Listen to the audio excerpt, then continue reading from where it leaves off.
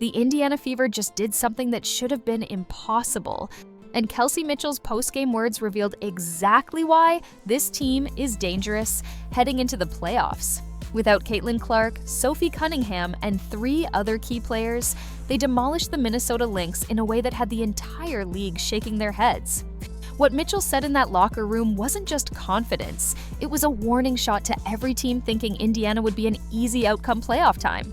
If you're ready for this Fever playoff run, drop a fire emoji in the comments right now because what you're about to hear changes everything about how we see this team.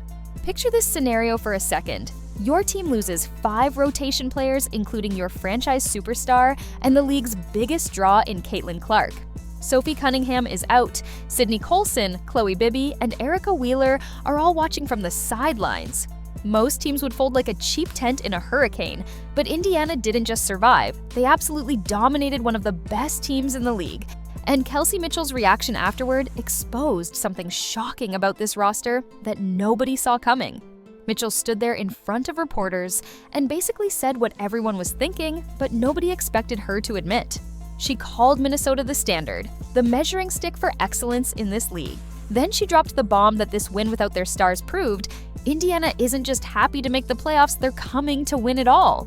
The way she broke down how they studied Courtney Williams' pull-up game, how they prepared for every single tendency, it was like listening to a championship coach, not just a player trying to survive injuries.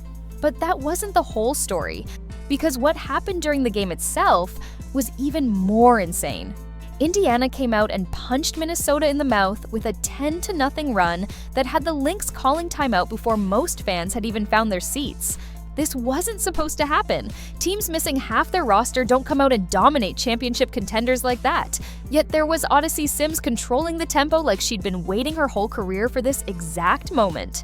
She dropped 15 points off the bench and afterwards said something that sent chills through Target Center. She called it a fresh start, said the new season starts now. That's not what you say when you're just trying to get through games. That's what you say when you smell blood in the water. The craziest part about this whole situation is how Stephanie White orchestrated this masterpiece. She took a depleted roster and turned the Maples into killers by preaching one simple message that changed everything. Be where your feet are. Sounds basic, right? But think about what that really means.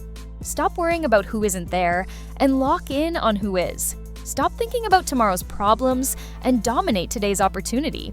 That mentality transformed role players into stars and stars into legends. What happened next would shock everyone watching because Aliyah Boston decided to show the entire league what happens when you unleash a generational talent. Boston didn't just fill the stat sheet, she rewrote the DMN thing, tying her own rebounding record while running the offense from the post like Magic Johnson trapped in a center's body. Every time she touched the ball, Minnesota had to send help, which opened up everything for Indiana's shooters. She was playing chess while everyone else was stuck on checkers, and the Lynx had no answer for it. This wasn't the same player we saw struggling earlier in the season. This was Boston evolved, Boston unleashed, Boston showing why she was the #1 pick and why Indiana's future is terrifyingly bright. Then Ariel Powers stepped up and delivered the kind of moment that turns role players into folk heroes. Back-to-back threes that didn't just score points, they ripped the soul out of Minnesota's comeback attempt. The timing was perfect, the execution was flawless, and Caitlin Clark's reaction from the bench told you everything about what those shots meant. Clark was going absolutely wild, jumping up and down like she'd just won the lottery because she knew what everyone else was starting to realize. This team doesn't need her to carry them every night anymore. Lexi Hull continued her transformation from bench warmer to defensive nightmare, switching onto forwards, guards, whoever Minnesota threw at her. She was everywhere at once, contesting shots, diving for loose balls, and still finding ways to score without having a single play called for her. That's the kind of player championship teams need, the one who does all the dirty work without complaining, without needing the spotlight, just pure basketball IQ and effort. Here's where things get really interesting and why the rest of the league should be terrified. Natasha Howard quietly put together one of the most efficient games of her career, hitting shots in rhythm and controlling the paint alongside Boston. She gave Indiana the kind of front court balance that championship teams dream about. Not flashy, not seeking attention, just devastatingly effective basketball that wins games in May when the playoffs arrive. Her little spin move to the middle that sealed the game wasn't just a bucket. It was a statement that Indiana has weapons everywhere. The shocking truth about this 3-game winning streak without their stars is that it might have saved Indiana's season in ways nobody expected. They discovered they're not just Caitlin Clark and friends anymore. They're a legitimate basketball team with depth, versatility, and the kind of mental toughness that wins championships. Think about what that means for the playoffs. Teams can't just focus on stopping Clark anymore. They can't just throw bodies at Sophie Cunningham and think they've solved Indiana's offense. This team just proved they can beat you 10 different ways with 10 different players. Mitchell's 22 points against Minnesota weren't just numbers on a stat sheet. They were a masterclass in how to lead when your team needs you most. She's having the best season of her career at exactly the right time, breaking franchise records and doing it with a quiet confidence that's spreading through the entire roster. When she talks about knowing opponents' tendencies, about understanding the standard Minnesota sets, she's speaking like someone who's been in championship battles before, even though this is Indiana's first real taste of success in almost a decade. What makes this even more remarkable is remembering where this team was just weeks ago. They'd lost 4 of 5 games and looked like they were spiraling toward another disappointing finish. Fans were questioning everything from the coaching to the roster construction to whether this group had what it takes to compete when it matters. The doubt was real, the criticism was harsh, and honestly, most of it was justified based on what we were seeing. But that's what makes this turnaround so shocking, and why Mitchell's comments carry so much weight. This isn't false confidence or empty rhetoric. This is a team that faced adversity, got punched in the mouth repeatedly, and responded by getting stronger. They didn't make excuses about injuries or complain about bad luck. They just kept working, kept believing, and kept finding ways to win. That's championship DNA right there, the kind of mentality that separates good teams from great ones. The psychological impact of beating Minnesota without your stars cannot be overstated. Every player on that roster now knows they can compete with anyone, beat anyone, on any given night. That's dangerous knowledge to have heading into the playoffs. It removes doubt, eliminates fear, and replaces it with the kind of swagger you saw in Mitchell's post-game interview. She wasn't hoping they could compete with Minnesota. She knew they could because they just proved it. Here's something else nobody's talking about but needs to be said. This stretch without Clark and Cunningham might have been the best thing that could have happened for Indiana's chemistry. Role players got chances to shine, bench players got real minutes in meaningful games, and everyone learned they could trust each other when things got tough. You can't buy that kind of team building, you can't practice it in scrimmages, it only comes from real game experience under real pressure. The timing couldn't be better either because Indiana just locked up their first winning record since 2015. Think about that for a second.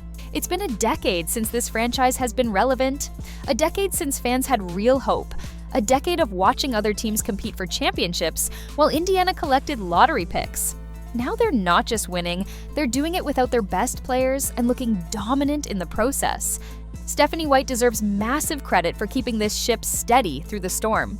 Her message about being present, about focusing on what you can control rather than what you can't, transformed potential disaster into triumph. She didn't panic when the injury report kept growing, didn't change her system to compensate for missing players, just kept preaching the same message and trusting her team to execute. That's elite-level coaching that doesn't show up in box scores, but wins championships. The defensive improvements during this stretch have been absolutely insane, too. Holding Minnesota to inefficient shooting, forcing turnovers at crucial moments, and most importantly, rebounding like their lives depended on it. Boston's dominance on the glass was just part of it. Everyone crashed the boards, everyone rotated on defense, everyone bought into the idea that championship teams defend together. You could see it in how they communicated, how they helped each other, how they celebrated stops like they were game winners. What's really going to scare opponents is that this happened against Minnesota, not some bottom feeder team. The Lynx are legitimate title contenders with championship experience and Hall of Fame talent. They're the team Indiana specifically mentioned as setting the standard in this league. To beat them without your stars doesn't just build confidence, it sends a message to everyone else that Indiana isn't going away, isn't backing down, and definitely isn't the same team that started this season. If you think this Fever team is ready to shock the world in the playoffs, smash that like button right now and subscribe, because we're going to be covering every moment of this incredible run. The energy in that locker room after the Minnesota win must have been electric. Mitchell talking about standards and expectations, players celebrating like they'd just won a playoff game, and somewhere in the middle of it all, Caitlin Clark watching her teammates prove they're ready for the biggest stage. That's the kind of moment that defines seasons, creates legends, and builds dynasties. Indiana isn't just happy to be here anymore, they're here to take everything. Looking ahead to the playoffs, this experience without their stars gives Indiana a massive advantage nobody's talking about. They now have proven lineup combinations that don't include Clark or Cunningham, giving them flexibility other teams don't possess. If someone gets in foul trouble, if someone has an off night, if someone gets hurt again, Indiana knows they can survive and thrive. That's psychological warfare at its finest, because opponents can't just game plan for one or two players anymore. The growth of players like Odyssey Sims and Ariel Powers also changes Indiana's ceiling dramatically. These aren't just bodies filling minutes anymore, they're legitimate weapons who've proven they can perform on the biggest stage. Sims calling it a fresh start tells you everything about her mindset and readiness for playoff basketball. Powers hitting clutch threes with the game on the line shows she won't shrink when the lights get bright. Add that to what Boston, Mitchell, and Hull are already bringing, and suddenly Indiana looks less like a feel-good story and more like a legitimate threat. Mitchell's specific comments about studying opponents, about knowing Courtney Williams loves the pull-up, reveals a level of preparation that championship teams possess. They're not just showing up and playing hard anymore, they're dissecting opponents, finding weaknesses, and exploiting them ruthlessly. That's evolution in real time, growth from a young team learning how to win to a dangerous team that knows how to win. The fact that Indiana did this while missing 5 players makes their upcoming playoff matchups even more intriguing. When Clark and Cunningham return, when the roster is fully healthy, how much better does this team become? We just saw their B team dominate a championship contender. What happens when the A team suits up with all this newfound confidence and chemistry? That's the question keeping opposing coaches up at night, because there might not be a good answer. This 3-game winning streak without stars proved something Mitchell has been saying all along. Indiana isn't rebuilding anymore, they're reloading. They're not hoping to compete, they're expecting to win. They're not satisfied with improvement, they're demanding excellence. That mentality shift, captured perfectly in Mitchell's post-game comments, transforms everything about how we should view this team going forward. The Fever aren't just back, they're here to burn down everything in their path, and Kelsey Mitchell just told everyone exactly how they plan to do it.